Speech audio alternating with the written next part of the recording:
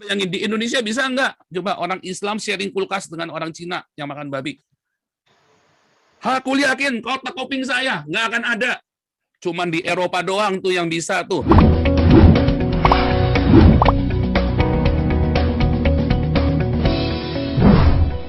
Subscribe, like, comment, and share. Dari Facebook, dari media sosial kita sering debat. Indonesia merdeka karena Islam, karena Allah Akbar. Nah itu kan berkali-kali diungkapkan begitu. Bullshit, Indonesia merdeka karena orang Yahudi.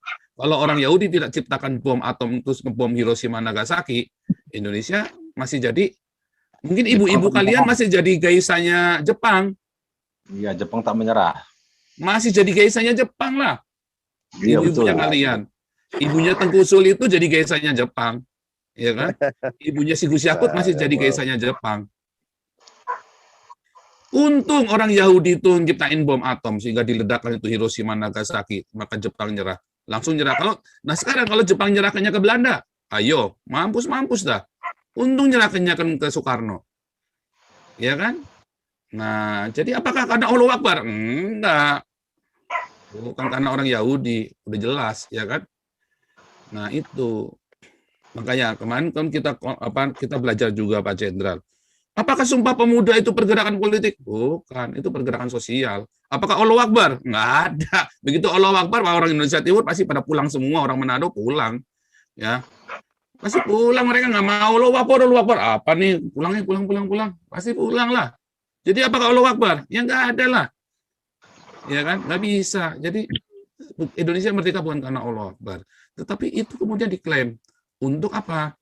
Dan diframingkan ke seluruh orang. Bahkan waktu saya sekolah pun dulu, diframingkan karena Allah Akbar. Selalu begitu. Guru-guru kita pun mengajarkan seperti itu.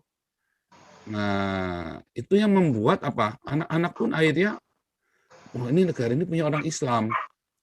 Berapa banyak orang-orang Tionghoa di Indonesia lagi jalan diludahin. Begitu ketemu, wah Cina. Saya suka, dan saya dulu waktu dari SMP suka berkelahi gara-gara dikatain Cina loh. Makanya saya belajar Pancasila itu saya serius banget. Saya heran, katanya saya Cina. Setahu saya Indonesia. Ya, waktu saya SD saya tinggal di desa. Wah, berapa banyak saya berkelahi gara-gara di Cina. Saya kejar. Waktu SMP dikeroyok saya kalau berkelahi. Ya kan? Cina, dikeroyok saya langsung. Nah, sama kan? Begitu saya udah SMP kelas 3, saya lahir baru kan. Saya udah baptis Roh Kudus, saya ngerti pelayanan. Wah, saya udah mulai saya jauhin tuh teman-teman yang begitu Cina, saya diam. Terus saya banyak injili mereka juga. Beberapa ada yang sudah saya bawa kepada Tuhan Yesus. Tetapi ini ya, bukan saya baptis ya, tapi kan dulu kan saya juga nggak ngerti. Jadi saya cuman mereka kenalin, terus ada 1-2 lah saya bawa, nggak banyak dulu kan, karena kita juga nggak tahu kan. Ada teman-teman saya yang nggak percaya Tuhan, tapi dia dari agama bukan Kristen lah. Dan saya juga bukan Islam juga, terus saya bawa juga. Jadi mulai SMP itu saya mulai jarang, udah jarang yang panas-panas begitu. Saya minggir saya. Setiap kali kita memberitakan Injil di jalan, saya pernah mau digamparin loh, dan dipanggilnya apa? Cina kau. Nah, Cina kau dulu. Loh, saya Indonesia. Kamu belum tentu mendoakan Indonesia kayak saya. Saya tiap Senin pasti upacara bendera, nggak pernah bolos. Karena saya bilang saya cinta Indonesia. Kamu belum tentu. Hari ini saya balik lagi, YouTuber mana yang tiap Denny Siregar pun enggak, yang tiap minggu kuliah Pancasila, mengajarkan kalian Pancasila, nilai-nilai ini. Cuman di sini doang. Ya memang karena Pak Jenderal juga maunya ke sini, nggak mau ke tempat lain juga. Kenapa yang lain enggak? Ya belum tentu berani juga begitu cerita Pancasila. Berarti kan ada kepentingan yang lain yang harus dirontokkan, ya kan? Tante-tante sange tadi itu kan, tante-tante sange kekuasaan yang haus dipuaskan oleh gigolo kekuasaan itu kan. Nah, makanya nggak ada yang, mungkin ada yang sepandai Pak Jenderal, banyak yang pandai seperti Pak Jenderal belum tentu berani ngomong atau belum tentu dia mau ngomong. Karena ada kepentingan lain. Makanya saya bilang, ini semua itu ujungnya politik. Saya tidak berpolitik. Saya sedang berapologia. Saya sedang memberitakan kebenaran. Ujung-ujungnya akhirnya ke sana dibawa. Karena memang Islam tidak akan jauh dari politik. Nah, akhirnya hukum ini punya siapa? Punya kami atau punya kita? Kalau katanya punya kami, ya saya wajar kalau Anda marah-marah ketika saya bilang saya Nabi ke-26.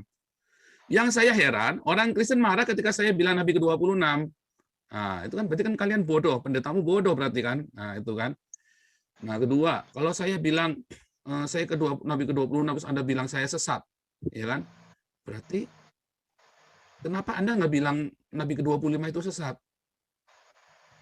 Kan bertanya seperti itu. Orang Kristen bilang kayak tadi pagi ya, saya ada Tatar itu anak-anak muda yang bodoh-bodoh itu kan. Kalau kamu bilangin saya Nabi ke-26, kamu berani bilang saya sesat, mengapa kamu tidak kasih tahu ke orang Islam bahwa Nabi ke-25 sesat? Loh, karena Islam itu diakui oleh Indonesia. Nah, kamu kan belum. Nah, berarti kamu itu lebih biadab dari orang Islam, kalian itu. Kenapa? Karena kalian menganggap orang lain yang agamanya tidak diakui oleh Indonesia, itu boleh disesat-sesatkan. Nah, Islam itu sama. Ahmadiyah dibunuh, dibantai. Ya kan? Terus Gavatar diganyang begitu rupa. Nah, sekarang saya Nabi ke-26, ya kan? Terus kalian bilang saya sesat. Kenapa kamu nggak bilang Muhammad? Kan terus kamu bilang karena saya minoritas. Wah, itulah dia. Kalian lebih biadab dari orang Islam. Mulut kalian ceritanya Tuhan, Tuhan, Tuhan, hatimu busuk semua. Kalau di Eropa, ya, minoritas semua dihargai. Ahmadiyah di sini masjidnya paling gede. Ahmadiyah paling gede loh. Ya. Orang Syiah, orang Sunni, mereka di sini rukun. Bagaimana nggak rukun? Orang di campnya satu kamar kok. Satu kamar bagi kulkas. Orang dari Cina, teman saya kemarin cerita ya, yang saya baptis itu yang pernah saya cerita. Dia makan babi. Temennya nggak makan babi. Ya mereka sharing lemari es. Dari kulkas. Ayo, mau gimana? Nah, pertama memang ada konflik, tapi lama-lama ya mau gimana lagi? Masa mau pulang ke Suriah? Masa mau pulang ke Arab? Masa mau pulang ke Yaman? Ya kan? Kalau orang di sini kan tenang-tenang aja ya. Gue doyan makan babi lagi mana? Orang-orang dari komunis ini, RRC yang lari dari komunis kan. Gue doyan babi. Masa gue nggak makan babi di sini? Ntar gue goblok lagi nggak makan babi. Ya bilang gitu kan. Dan babi paling murah di sini. Daging babi itu paling murah dibanding dengan ayam atau daging lainnya. Apalagi ikan ya. Ikan itu memang mahal di sini ya. Jadi ada konflik-konflik di Eropa ini yang akhirnya bisa diredam, dipaksa untuk bertoleransi. Itu coba Anda bayangin, di Indonesia bisa nggak? Coba orang Islam sharing kulkas dengan orang Cina yang makan babi. Aku yakin, kotak kuping saya nggak akan ada. Cuman di Eropa doang tuh yang bisa tuh. Orang Islam sama orang Cina komunis, nggak komunis lagi, jadi di komunis soalnya kan. Sekarang di Kristen, soalnya udah saya baptis kan. Hanya di Eropa, orang Cina Kristen sama orang Arab Islam bisa sharing lemari es, ya. Yang satu makan babi, satu kagak. Mereka rukun, mereka bisa saling tolong menolongkan. Kalau lagi belanjanya banyak, mereka saling bantu. Nanti janjian, kamu di mana ini? Aku tolong belikan ini ya. Oke. Nggak telepon ya, nggak bisa. Mereka WhatsApp-an biasanya.